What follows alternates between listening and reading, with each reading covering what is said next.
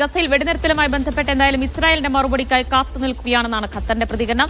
നിർദ്ദേശത്തോട് Hamas പോസിറ്റീവായി പ്രതികരിച്ചതായും Qatar വിദേശകാര്യ മന്ത്രാലയം വ്യക്തമാക്കിയിട്ടുണ്ട്. ഖത്തറും ഈജിപ്തുമാണ് ഇരു കക്ഷികൾക്കുമിടയിൽ മധ്യസ്ഥ ശ്രമങ്ങൾ നടത്തിക്കൊണ്ടിരിക്കുന്നത്. ദോഹയിൽ നിന്ന് അബ്ബാസ് മുഹമ്മദ് കൂടി ചേരുകയാണ് തത്സമയം.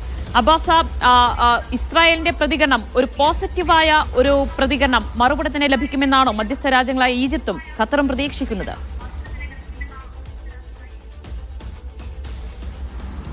ഓക്കെ, ഇന്ന് ഉച്ചയ്ക്ക് ശേഷം ഈജിപ്തിലെ ഖത്തർ വിദേശകാര്യ വക്താവ് മാജിദ് അൽ അൻസാരി നടത്തിയ വാർത്താ സമ്മേളനത്തിലാണ് ഇതുമായി ബന്ധപ്പെട്ട വിശദ വിവരങ്ങൾ പുറത്തുവിട്ടത്.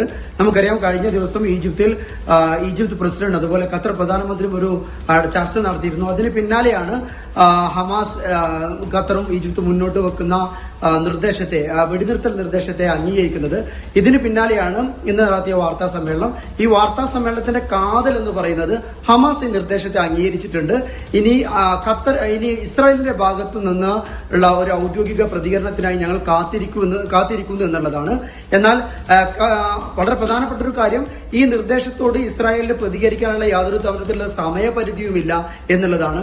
എന്നാണ് ഇസ്രായേൽ പ്രതികരിക്കുക എന്നുള്ള കാര്യത്തിൽ ഇപ്പോഴും വ്യക്തതയില്ല. ഇതാണ് ഇന്നത്തെ വാർത്താ സമ്മേളനത്തിന്റെ കാതൽ എന്ന് പറയുന്നത്. മൂന്നാമത്തെ ഒരു കാര്യം, ഇസ്രായേലിന്റെ ഈ കരാർ യാഥാർത്ഥ്യമാകണമെങ്കിൽ തീർച്ചയായിട്ടും അതിൽ US ഒരു ഇൻവോൾവ്മെന്റ് വേണം. ഇക്കാര്യത്തിൽ ഖത്തർ പ്രധാനമന്ത്രി US അധികൃതരുമായി ചർച്ച നടത്തിക്കൊണ്ടിരിക്കുകയാണെന്നും മാജിദ് അൽ അൻസാരി ഇന്നത്തെ വാർത്താ സമ്മേളനത്തിൽ പറഞ്ഞു. ഇത് അടുത്തൊരു പ്രധാനപ്പെട്ട കാര്യം എന്ന് പറയുന്നത്, ഏത് തരത്തിലുള്ള നിർദ്ദേശങ്ങളാണ് ഖത്തറും ഈജിപ്തും മുന്നോട്ട് വെച്ചിട്ടുള്ളതെന്ന് നമുക്ക് ഇക്കാര്യത്തിൽ വ്യക്തതയില്ല. എന്നാൽ നേരത്തെ US പ്രത്യേക ദൂതൻ വിക്കോഫ് മുമ്പോട്ട് വെച്ചിട്ടുള്ള നിർദ്ദേശങ്ങൾ തന്നെയാണ്. അതിനോട് സമാനമായ തുല്യമായ നിർദ്ദേശങ്ങളാണ് ഞങ്ങൾ മുന്നോട്ട് വെച്ചിട്ടുള്ളത് എന്നാണ് ഖത്തർ അറിയിച്ചിട്ടുള്ളത്. ഏതായാലും US മുമ്പോട്ട് വെക്കുന്ന ഒരു നിർദ്ദേശങ്ങൾക്ക് സമാനമായ ഒരു നിർദ്ദേശങ്ങൾ തന്നെയാണ് നിലവിൽ ഈജിപ്തും ഖത്തറും മുമ്പോട്ട് വെക്കുന്നത്. ആ നിർദ്ദേശങ്ങളാണ് സമർപ്പിച്ചിട്ടുള്ളത് എന്നുള്ളതാണ്. എന്നാൽ വളരെ പ്രധാനപ്പെട്ട ഒരു കാര്യം, ഈ നിർദ്ദേശങ്ങളൊക്കെ ഹമാസ് അംഗീകരിച്ചു എന്നുള്ളതാണ്. എന്നാൽ ഇപ്പോൾ ഇസ്രായേലിന്റെ കോർട്ടിലാണ് പന്തുള്ളത്. അവരെന്നാണ് ഇത് അംഗീകരിക്കുക, എന്നാണ് ഇക്കാര്യത്തിൽ ഒരു തീരുമാനമെടുക്കുക എന്ന് നമുക്കിതുവരെ പറയാനായിട്ടില്ല. ഇസ്രായേൽ പ്രധാനമന്ത്രി ബെന്യാമിൻ നെതന്യാഹുവോ ബന്ധപ്പെട്ട അധികൃതരോ ആരും ഇക്കാര്യത്തിൽ ഒരു ഔദ്യോഗികമായിട്ടുള്ള പ്രതികരണം നടത്തിയിട്ടില്ല. US ഭാഗത്ത് നിന്നുള്ള ഒരു സമ്മർദ്ദം ഇക്കാര്യത്തിൽ ഉണ്ടാകേണ്ടതുണ്ട്. അതുണ്ടായാൽ മാത്രമേ ഇക്കാര്യത്തിൽ ഏതെങ്കിലും തരത്തിലുള്ള ഒരു പോസിറ്റീവായിട്ടുള്ള ഒരു ഔട്ട്കം ഇക്കാര്യത്തിൽ ഉണ്ടാകുള്ളൂ. ദിവ്യ. അബ്ബാസ്, ഇതുവരെയും ട്രംപോ നെതന്യാഹു ഒരു പ്രതികരണം നടത്തിയിട്ടില്ലല്ലോ ഈ വെടിനിർത്തൽ സാധ്യതയുമായി ബന്ധപ്പെട്ട്? ഇല്ല, ഇതുമായി ബന്ധപ്പെട്ട് ഒഫീഷ്യലി ഹമാസ് ഇതിനെ അംഗീകരിച്ചു എന്നുള്ളത് ഖത്തർ പറഞ്ഞു.